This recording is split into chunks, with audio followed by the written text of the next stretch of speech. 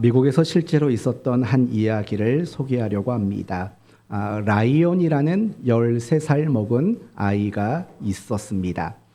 이 아이가 혈우병에 걸렸습니다. 혈우병이란 이런 겁니다. 피가 쉽게 나고 또 한 번 나기 시작한 피가 쉽게 응고되지 않는 병을 혈우병이라고 합니다. 이 병을 고치려고 수술을 받았습니다. 그런데 수술을 받는 가운데 수혈을 받았습니다. 그 수혈 가운데 에이즈가 감염이 되고 말았습니다. 그리고 그 병을 알게 된 지 5년 뒤에 이 아이는 죽게 됩니다. 그런데 이 아이가 죽기 얼마 전 아버지와 나눈 대화가 기독교 잡지에 실린 적이 있습니다. 이런 대화였습니다. 아들아, 아빠가 하는 말입니다. 아들아, 미안하다. 이제는 내게 아무것도 해줄 것이 없구나. 이 아빠가 더 이상 어떤 선물도 줄 수 없음을 용서해다오. 이렇게 아빠가 아이에게 말을 했습니다. 이 말을 들은 아이가 아빠에게 이렇게 대답을 했답니다. 아빠, 전 지금까지 아빠에게 많은 선물을 받았어요. 아무도 아빠 같은 선물을 준 사람이 없어요.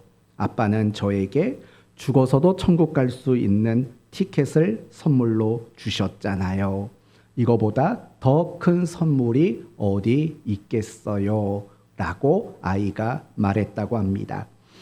이 내용을 보면 아마도 이 아버지는 이 아이에게 예수 그리스도에 대해서, 천국에 대해서 참 잘 가르쳤던 모양입니다.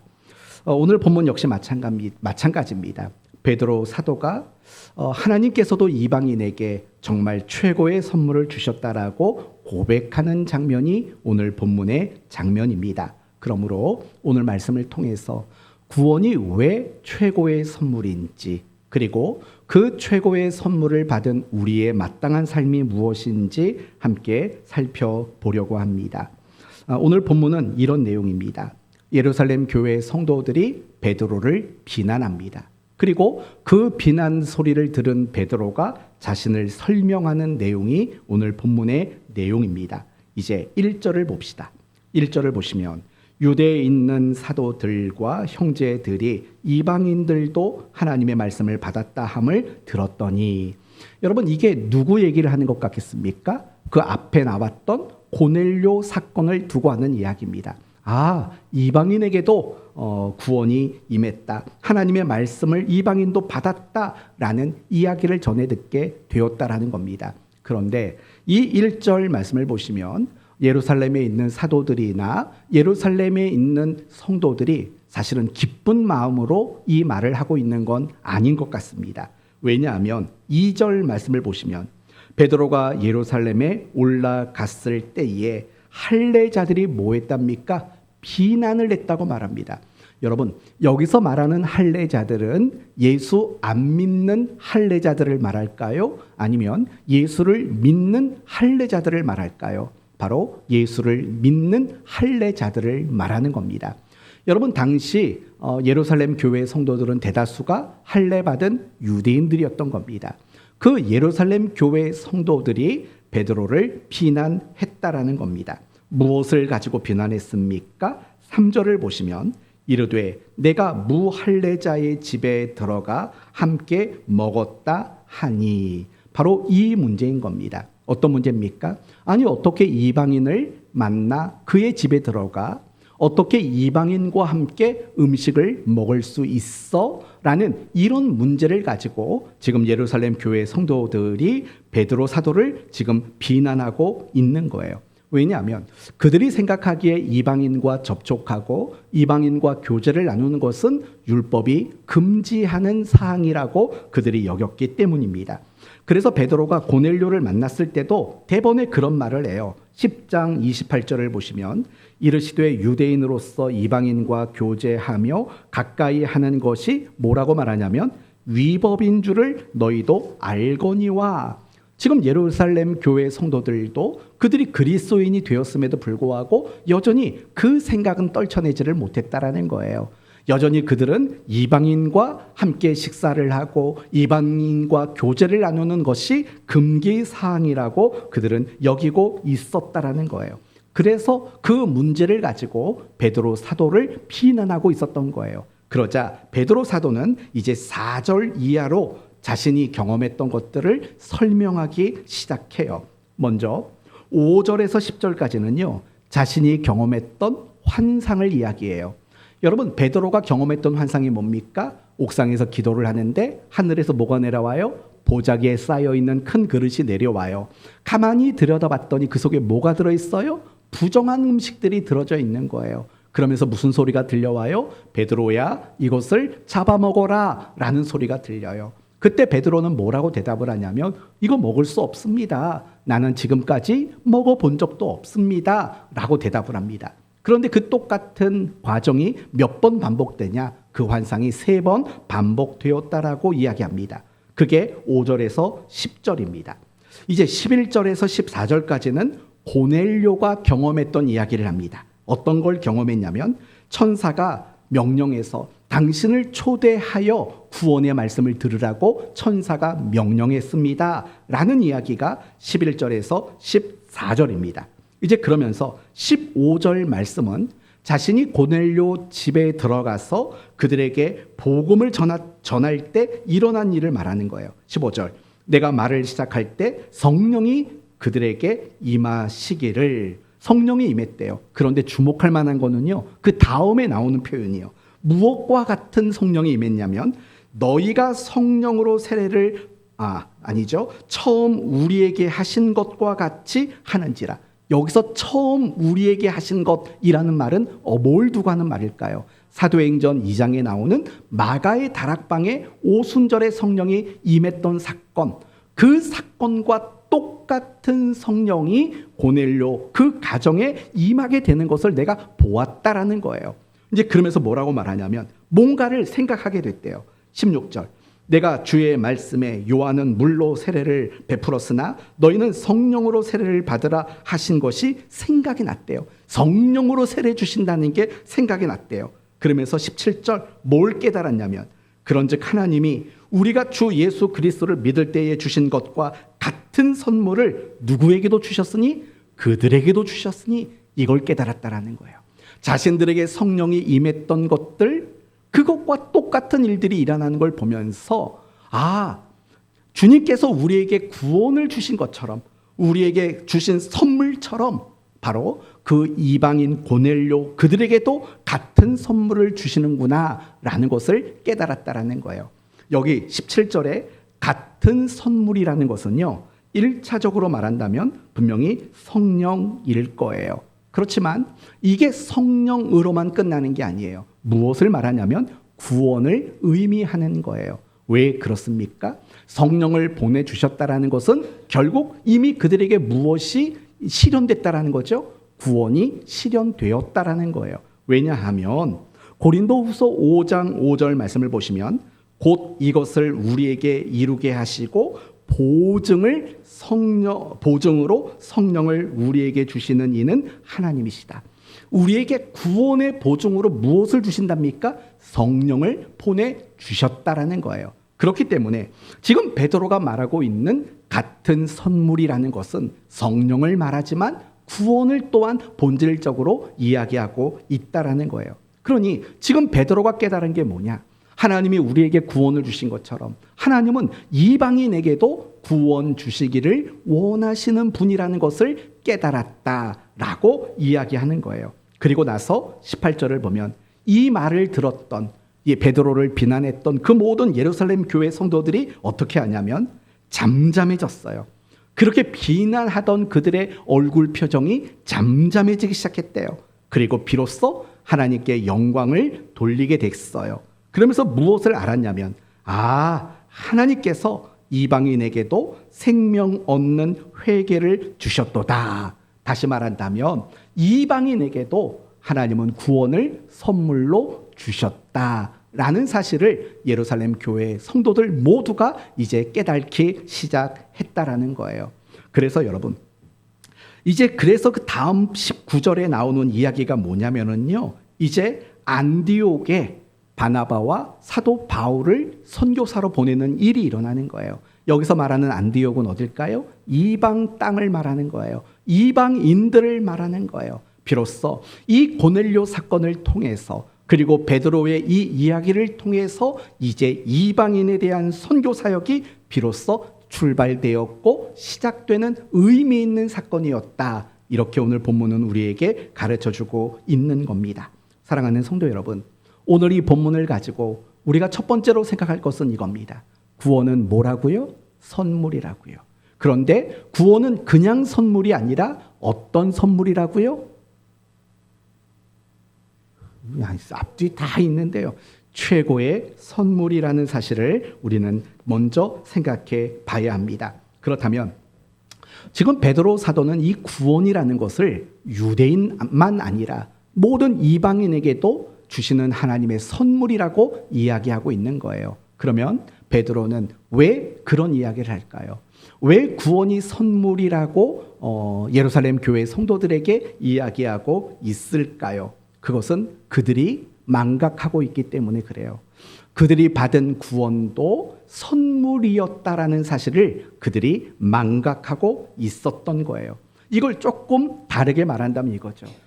그들이 구원을 받았다라는 것은 어떤 면에서는 너무나도 당연한 일이라고 생각하는 마음이 그들에게 있었다라는 거예요. 그렇다면 그 당시 유대인 그리스도인들은 왜 자신들이 예수를 믿고 구원받는 것이 당연하다라는 의식을 갖기 시작했을까요? 그것은 아주 오래 전부터 이스라엘 백성들이 가지고 있었던 어떤 한 가지 사상 때문에 그래요. 그게 무슨 사상일까요? 맞아요. 선민 사상 때문에 그래요. 여러분, 선민 사상이라는 건 뭡니까? 간단히 말하면 하나님이 우리 민족을, 하나님이 우리 백성을 뭐 했다는 거예요? 선택하셨다라는 거예요. 물론 그 말 자체는 틀리지를 않아요. 그러면 뭐가 틀렸을까? 이런 게 틀린 거죠. 자기들이 하나님 앞에 선택받은 백성이 된 것은 자신들이 다른 민족들보다, 다른 나라의 사람들보다 무엇인가가 조금이라도 더 우월했기 때문이라는 그런 잘못된 생각이 그들 속에 담겨져 있었다라는 거예요. 은연중에 그런 생각이 그들이 가지고 있었던 거예요. 그래서 그들은 늘 이방인을 정말 개와 같이 여기고 부정한 사람으로 취급할 수밖에 없었던 이유가 거기에 있는 거예요. 자기들은 이방인들보다 우월하다라고 그들이 잘못된 생각을 가지고 있었기 때문인 거예요. 그리고 예수를 믿는 당시 그리스도인들 역시도 마찬가지 생각에 사로잡혀 있었던 거예요. 우리가 이렇게 예수를 믿고 구원받고 한 이 모든 것들은 우리가 우월하고 또는 우리가 남다르기 때문에 얻게 된 것이다라는 잘못된 생각을 그들이 가지고 있었던 거예요. 그래서 베드로 사도는요, 이방인에게 허락된 구원만 선물이라고 말하는 게 아니라 뭐라고 말하냐면 우리가 주 예수 그리스도를 믿을 때에 주신 것과 같은 선물을 주셨다고 말하는 거예요. 이 말은 이방인에게만 구원이 선물이 아니라 우리 모두에게도 주신 구원이 무엇이라는 거예요? 선물이라는 사실을 재차 강조하고 있다라는 거예요. 그들이 자신들이 받은 그 구원이 선물이라는 그 생각을 갖지 못하고 있었기 때문이라는 거예요. 맞아요. 구원은요, 그 사람이 누구이든지 간에 하나님의 선물일 수밖에 없어요. 그러면 이 부분을 한번 생각해 볼까요? 구원은 왜 선물일까요? 왜 구원은 하나님이 우리에게 주시는 선물이라고 고백되어져야 할까요? 이유는 이런 걸 거죠. 그 구원은 우리에게 자격과 조건을 근거하지 않기 때문에 그래요. 우리가 구원을 받기 위해서 어떤 자격이나 어떤 조건을 요구하지 않잖아요. 그리고 또 한 가지 중요한 것은 이 구원을 얻기 위해서 우리는 아무것도 지불한 대가가 없기 때문에 선물이에요. 만약에요, 하나님이 우리에게 어떤 자격과 조건을 요구하셔서 구원하셨다면 그게 선물일까요? 아니죠. 그건 선물이라고 말할 수 없는 거죠. 또는 우리가 무엇인가 어떤 대가를 지불해서 구원을 받은 거라면 과연 그 구원은 선물이라고 말할 수 있겠습니까? 결코 선물이라고 말할 수 없는 거예요. 우리가 받은 구원은요, 우리의 어떤 자격과 조건도 개입되지 않았고 우리가 하나님 앞에 어떤 것도 지불한 대가가 없는 거예요. 그래서 그것을 우리는 선물이다 이렇게 말할 수 있다라는 거예요. 그러면 이 부분에 있어서 여러분에게 조금만 더 구체적인 이야기를 할 게 있어요. 그건 뭐냐? 어떻게 구원을 받을까요? 만약에 여러분에게 누군가가 구원을 받으려면 어떻게 해야 됩니까? 라고 묻는다면 여러분은 뭐라고 대답하시겠어요? 뭐라고 대답하겠냐고요? 우리가 대답할 수 있는 건 이거겠죠. 예수를 믿으시면 됩니다. 우리의 대답은 이런 걸 거죠. 하지만 우리가 이 구원이 하나님의 선물이라는 것을 이해하기 위해서는요, 구원에 대해서 어떻게 구원을 얻게 되는가에 대해서 조금 더 깊은 이해가 분명히 필요해요. 오늘 지금 여러분에게 설명하는 부분들을 잘 명심했으면 좋겠어요. 구원은 어떻게 받는가? 믿음으로만 받는다고 말하면 사실은 구원이 무엇인가를 이해할 수가 없어요. 그럼 여기서부터 시작돼야 되는 거예요. 어디서부터냐? 구원은 하나님이 요구하시는 의의를 갖추어야만 구원을 얻을 수 있다. 여기서부터 시작이 되어야 돼요. 하나님이 우리에게 의의를 요구하세요. 이 의의를 갖추어야지만 사람은 구원에 도달할 수 있게 되는 거예요. 그런데 문제는 뭐냐? 이 땅에 살아가는 모든 사람들 중에서는요, 자기 스스로 의의를 갖추고 의의에 도달하는, 하나님이 요구하는 그 의의에 도달할 수 있는 사람이 아무도 없다라는 거예요. 이 이야기를 에베소서 2장 1절에선 이렇게 말해요. 허물과 죄로 죽었던 너희를 살렸다라는 거예요. 우리의 상태가, 구원받기 이전의 상태가 어떤 상태라고요? 허물과 죄로 죽었던 상태예요. 다르게 말한다면 하나님이 우리에게 의의를 요구하시는데 그 의의를 갖출 수 있는 가능성이 조금도 없었던 사람이었다라고 말해요. 이제 그리고 로마서 5장 6절, 8절, 10절 말씀을 보시면 구원받기 이전의 우리의 모습을 또 이렇게 설명해요. 우리가 아직 연약할 때, 우리가 아직 경건치 못할 때, 우리가 아직 죄인 되었을 때, 그리고 마지막에는 우리가 하나님과 뭐 되었을 때? 원수 되었을 때라고 묘사를 해요. 이 의미하는 바가 뭐냐면 하나님이 우리에게 의의를 요구하시는데 우리는 그 의의를 만드는 일에는 조금 더 관심이 없었던 사람이라는 뜻이에요. 도리어 하나님 앞에 심판받아 멸망당해야 마땅한 자들이었다라고 이야기를 하고 있는 거예요. 결국 첫 번째 결론은 그거예요.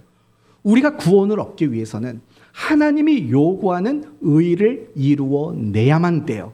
그러나 우리는 그 의의를 갖추거나 그 의의에 도달할 수 있는 실력이 우리에게는 없어요.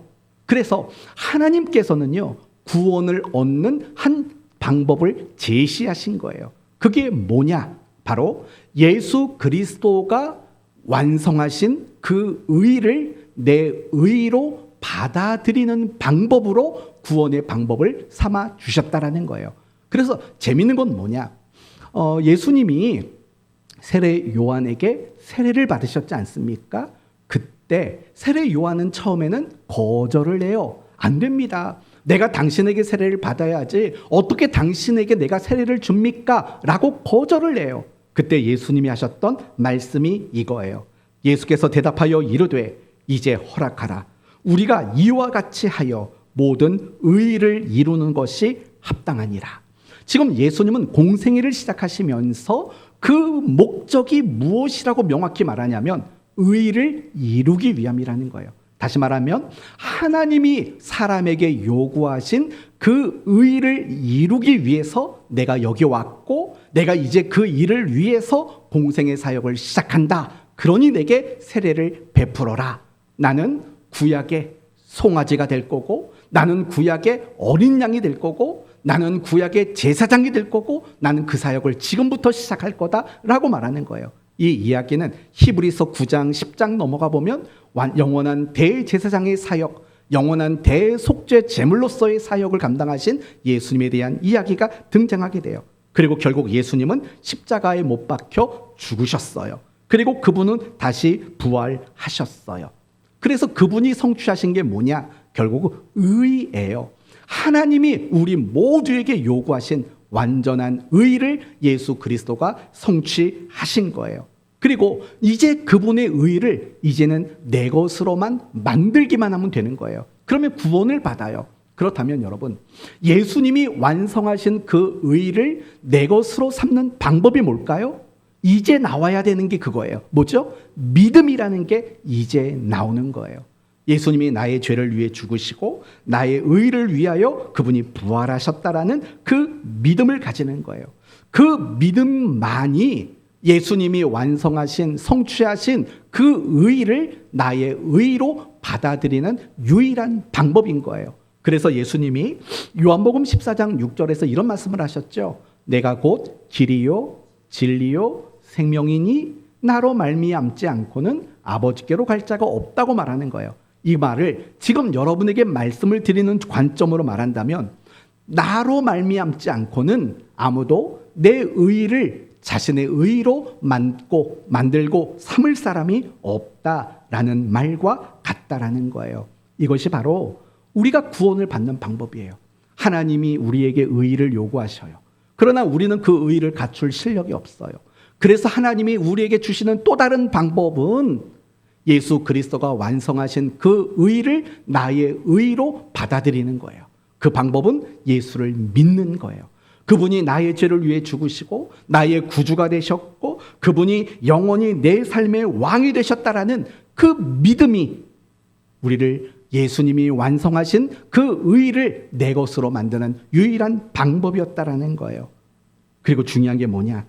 내가 예수 그리스도를 믿는 그 믿음조차도 내가 만들어낸 것이 아니라는 점인 거예요.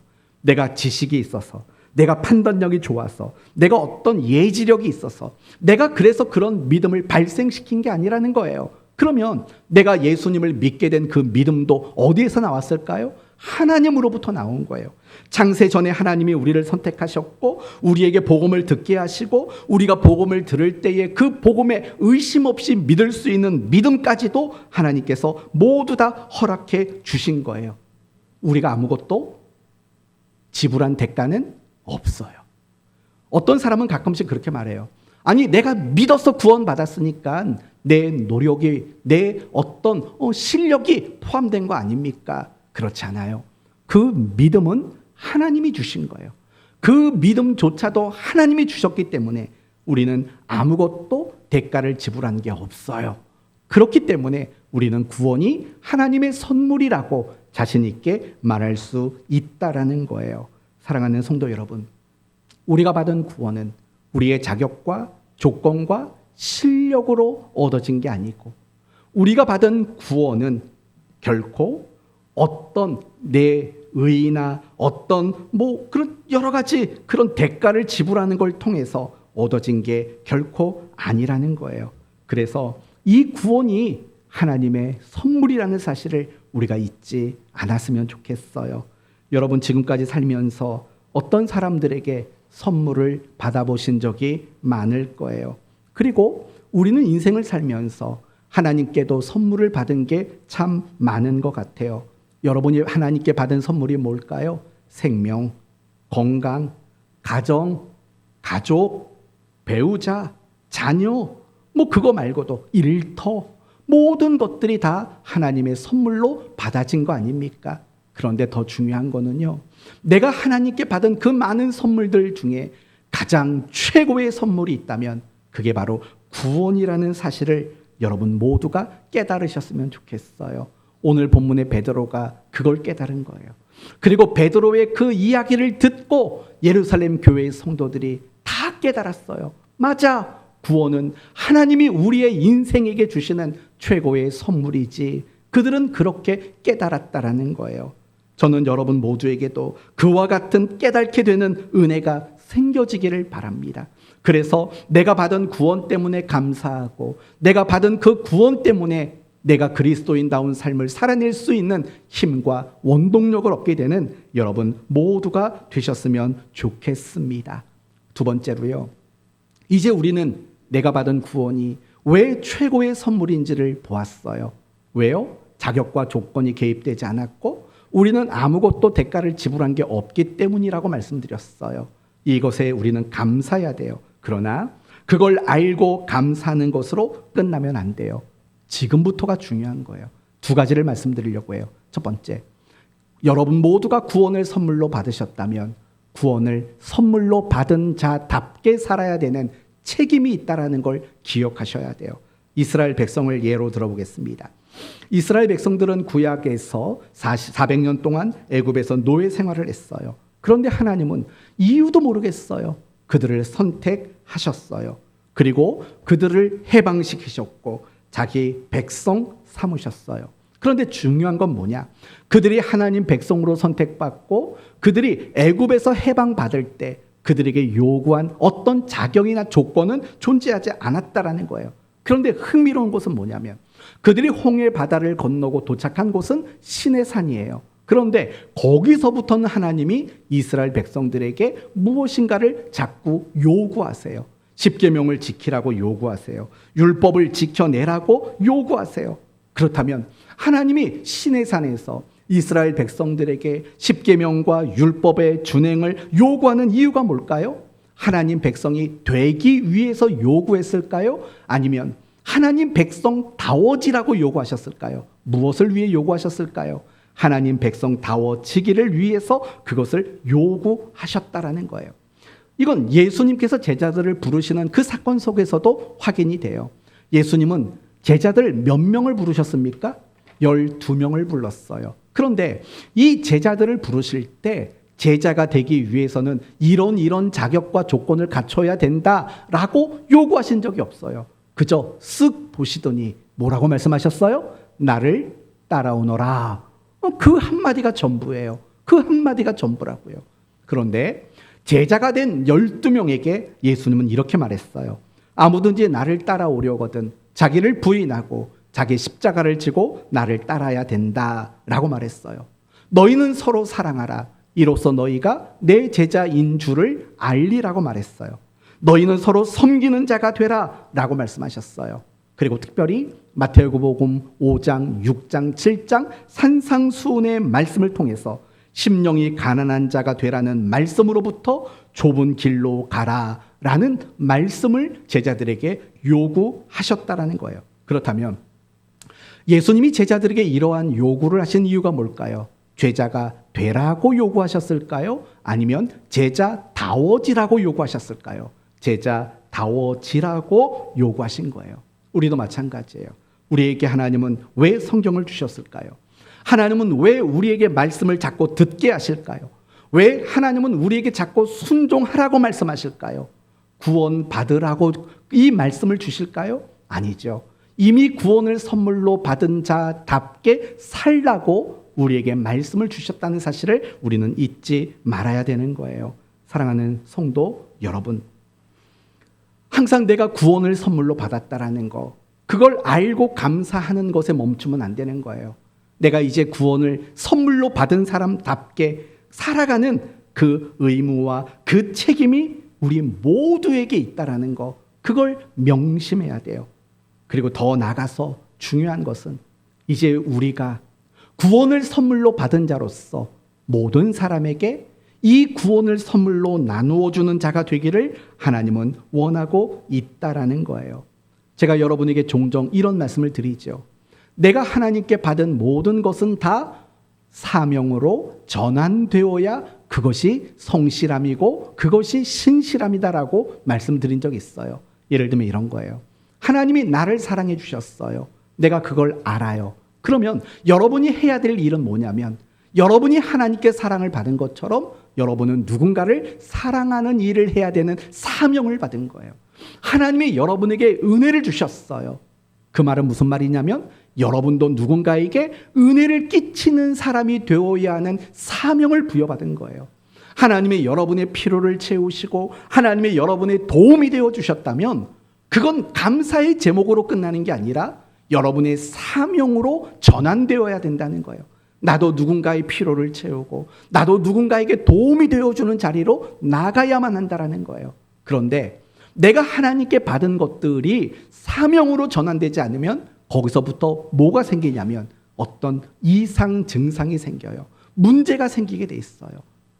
갈등도 생기고 시험도 생기고 유혹도 생길 수밖에 없어요. 그래서 여러분 모두가요, 그걸 늘 생각해야 돼요. 하나님이 나에게 값없이 베푸시는 수없이 많은 은혜들을 내가 경험할 때마다 이것이 나에게 어떻게 사명으로 전환되어져야 가는가, 해야 하는가라는 이 고민과 생각과 결단이 여러분에게 끊임없이 일어나야 돼요. 하나님이 어떤 분들에게 많은 물질의 복을 주셔요. 그런데 그 물질이 그 사람을 망하게 할 때가 있어요. 이유가 뭔지 아세요? 하나님이 그렇게 물질을 주셨음에도 불구하고 그 물질을 하나님의 뜻대로 쓰지 않을 때 그 물질은 그 사람을 망하도록 만드는 거예요. 그런 걸 기억하셔야 돼요. 하나님이 나를 정말 사랑하세요. 하나님이 나에게 은혜를 너무 많이 주세요. 근데 그 사랑과 그 은혜가 다른 누군가를 향한 내 사명으로 전환되지 않으면은요, 그 은혜와 사랑은 자신만 드높이는 교만으로 변질되게 되어 있는 거예요. 항상 명심하셔야 돼요. 하나님이 내게 주신 모든 것들은 다 사명으로 전환되어야 하는 거죠. 구원이라는 선물도 저는 마찬가지라고 생각해요.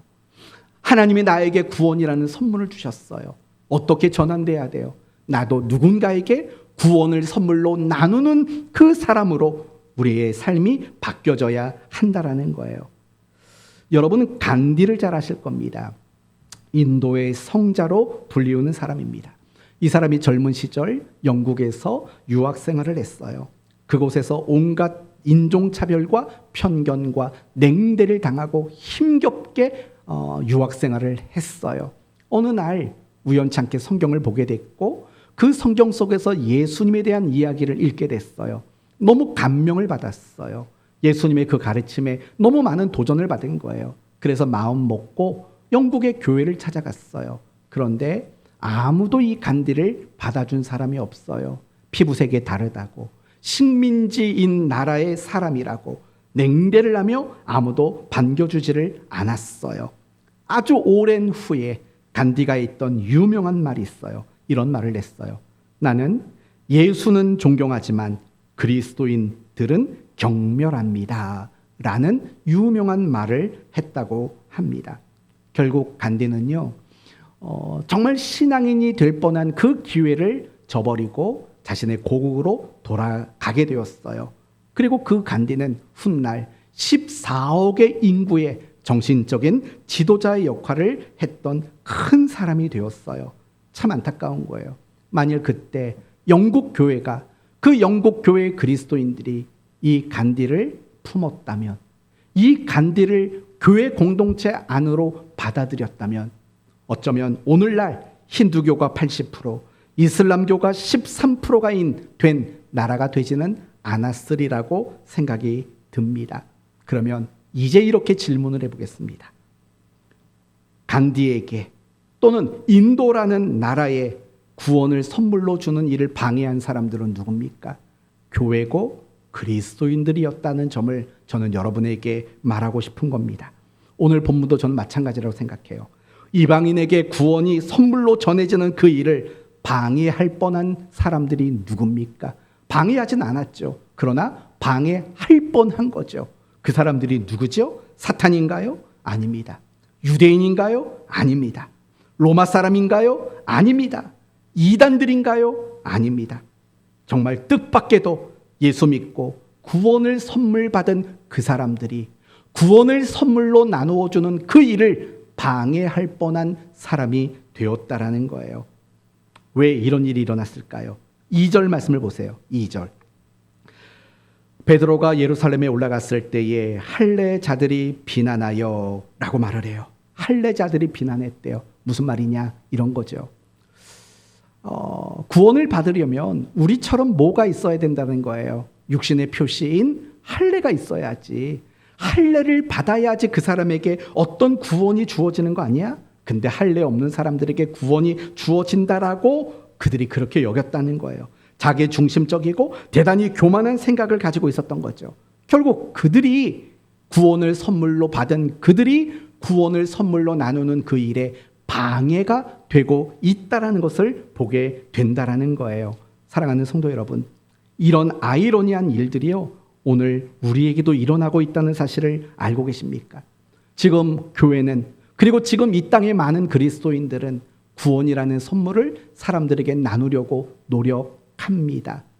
우리 교회도 매주 토요일마다 한 달에 한 번씩 주일마다 우리가 이 구원의 선물을 나누려고 노력하고 있지 않습니까? 그게 우리 교회만이 아닙니다. 이 인근에 있는 여러 교회들이 함께 구원의 선물을 나누는 일들을 하곤 합니다. 요 가까운 곳에 우리 시찰에 교회가 있습니다. 그럼 지난주에 교회를 오는데 그 교회분 두 분이 우리 교회 정문 앞에서 전도를 하는 겁니다. 옛날에도 그랬어요. 그래서 그 목사님한테 전화를 해서 목사님, 우리 나발이 앞에 와서 뭐 하는 겁니까? 라고 농담은 해봤지만 제가 여러분에게 드리고 싶은 말은 그거예요. 우리가 노력하지 않는 거 아니에요. 나름대로 열심히 구원을 사람들에게 선물로 주려고 노력하고 있어요. 여러분이 개인적으로도 마찬가지잖아요. 여러분이 개인적으로 아는 사람에게, 개인적으로 또는 누군가에게 구원을 선물로 주려고 엄청 노력하고 있지 않습니까? 그런데 사람들은 콧방귀를 껴요. 심지어 삿대질을 해요. 고개만 설레설레 흔들어요. 왜 그런 줄 아세요? 그걸 누가 방해하는 줄 아세요? 사탄이라고 생각하지 마세요. 물론 사탄의 개입이 있겠죠. 그러나 그 책임을 사탄에게만 전가하면 안 돼요. 만약에 그렇다면 여러분은 베레아 2단과 다르지 않아요. 여러분 베레아 2단의 사람들의 특징을 아시죠? 감기 걸렸어요. 누구 때문이래요? 귀신 때문에, 사탄 때문에 감기 걸렸대요. 길을 가다가 자빠졌어요. 뭐 때문이래요? 사탄 때문이래요. 모든 불행과 모든 안 좋은 일들을 다 사탄에게, 귀신에게 책임을 떠넘겨요. 우리는 그런 사람 되지 말아야 돼요. 사실은 엄밀히 말한다면 오늘 본문을 보세요. 지금 이방인에게 복음이 증거되고 이방인들에게 구원이 선물이 전달되어지는 그 일을 방해할 뻔했던 사람들은 교회와 그리스도인들이라고요. 오늘날도 다르지 않아요. 우리가 구원을 누군가에게 선물로 주는 그 일을 방해하는 건 다른 사람이 아니에요. 교회예요. 교회가 자꾸 세상 기업처럼 바뀌고 교회가 자꾸 세상의 원리를 쫓아가고 있잖아요. 그리고 많은 그리스도인들이 여전히 욕심부리고 거짓말하고 싸우고 불법을 저지르고 음란하고 이기적이고 우리는 그런 것들에 대해서는 쏙 감춰버리고 사탄이 전도를 막아라고 우리는 모든 책임을 사탄에게 전가하는 거죠. 그러지 마십시오.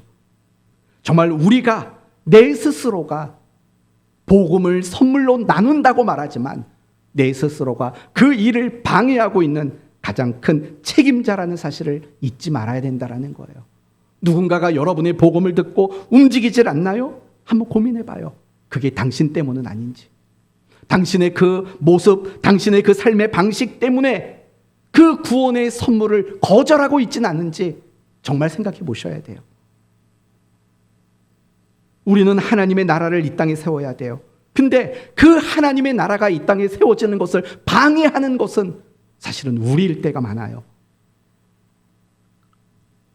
정말 이 나라를 위해서 가장 선한 길로 이 나라가 이끌어지기를 위해서 노력해야 되는데 그걸 방해하는 일은 한국 교회와 그리스도인들이 앞장설 때가 많다는 사실을 여러분 인정하실 수 있겠습니까? 전 여러분들이 인정하셨으면 좋겠어요.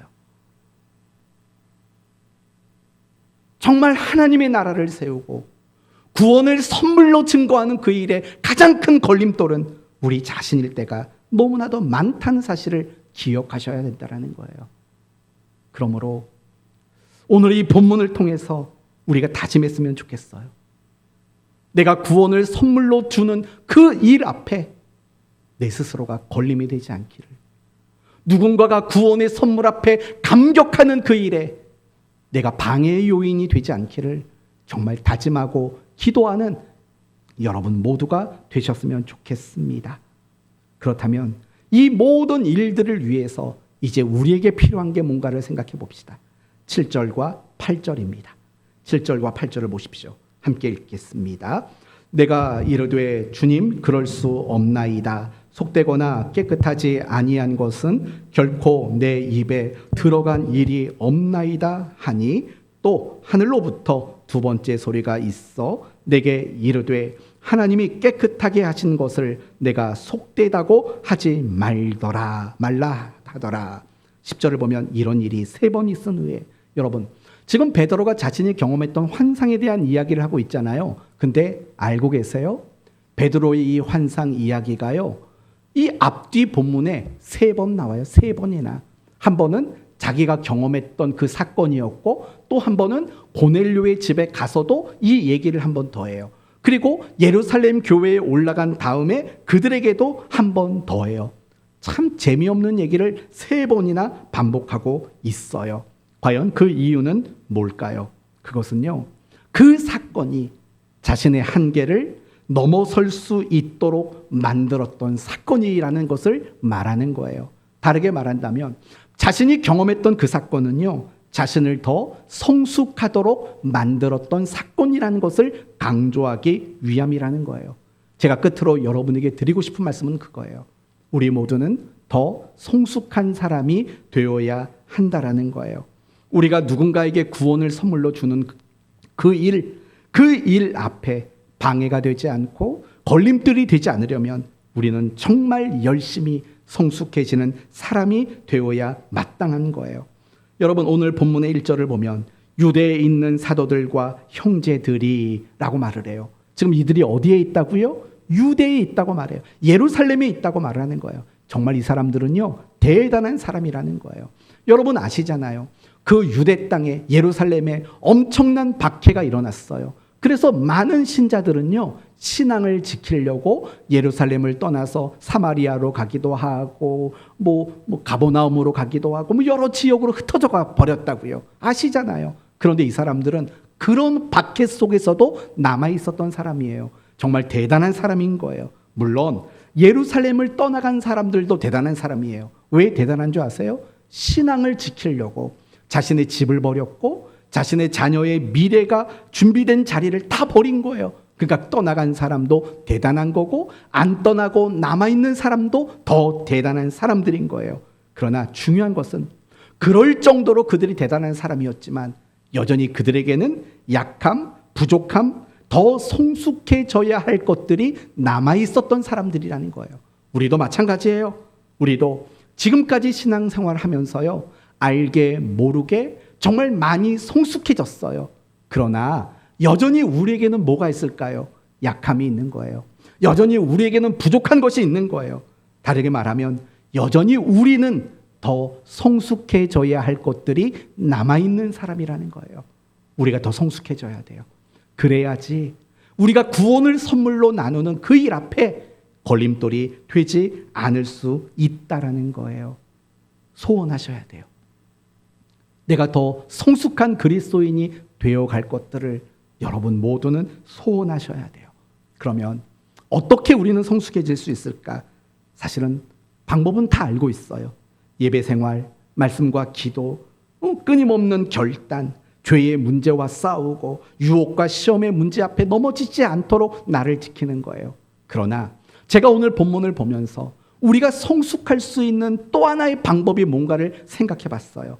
그건 반복되는 사건을 잘 감당하는 거예요. 오늘 본문을 보면 베드로 사도는 이 환상과 관련해서 몇 번 언급했다고 말했습니까? 3번 반복해서 언급을 하고 있다고 여러분에게 말씀을 드렸어요. 여러분의 삶에 반복적으로 찾아오는 고난이 있나요? 여러분의 삶에 반복적으로 찾아오는 어떤 문제가 있나요? 사실은 그게 중요한 거예요. 반복적으로 찾아오는 그 문제 앞에 우리가 하나님의 뜻을 따를 때 우리는 더 성숙한 사람이 되어질 수 있는 거예요. 막 잡아먹어라, 싫어요. 잡아먹어라, 싫어요. 먹어라, 싫어요. 그 반복되는 문제가 극복되지 않았다면 베드로는 더 성숙하지 못했을 거예요. 베드로는 계속 안 된다고 얘기했어요. 똑같은 게 3번 들려왔지만 그는 안 된다고 대답했어요. 그러나 끝내 성령께서 아무런 의심하지 말고 그들을 따라가라 라고 말했을 때 그걸 따라갔다고요. 자신이 반복되는 그 문제를 극복해냈을 때 그는 이렇게 구원이 하나님의 선물이라고 깨닫고 이제는 이방 선교를 위해서 성도들에게 제시할 수 있는 사람으로 나타났다는 거예요. 똑같은 원리인 거예요. 우리의 삶에 내가 반복적으로 짓는 죄가 있을 거예요. 내가 우리의 삶에 반복적으로 무너지는 어떤 신앙의 영역이 있을 거예요. 그러한 부분들 속에 하나님의 메시지가 있다는 걸 기억하고 그 메시지 앞에 하나님의 뜻을 따라가는 그 애씀이 결국은 우리를 더 성숙한 사람으로 만들어주게 된다라는 거예요. 그럴 때 우리는요, 이 구원이라는 선물을 누구에게 나누어도 걸림이 되지 않고 방해가 되지 않는 그런 성도가 될 수 있다라는 겁니다. 이제 말씀을 마치겠습니다. 구원이 뭐라고요? 최고의 선물입니다. 왜요? 자격과 조건을 개입시키지 않았고 우리는 아무것도 대가를 지불한 것이 없기 때문입니다. 최고의 선물을 받으셨습니다. 감사하십시오. 그리고 이 선물을 받은 사람답게 살려고 노력하십시오. 그리고 무엇보다 이 구원이라는 선물을 많은 사람들에게 나누는 자로 살아가십시오. 그것에 방해와 걸림이 되지 마시고 이를 위해 더 성숙하기 위해 노력하는 여러분 모두가 되셔서 여러분 개인적으로는 내가 받은 구원이 선물임을 깨닫고 감격하는 인생, 그리고 여러분을 통해서 많은 사람들이 이 최고의 선물인 구원을 받게 되는 이 일들이 저와 여러분의 인생 속에서 끊임없이 나타나게 되기를 예수 그리스도의 이름으로 축원드립니다. 아멘.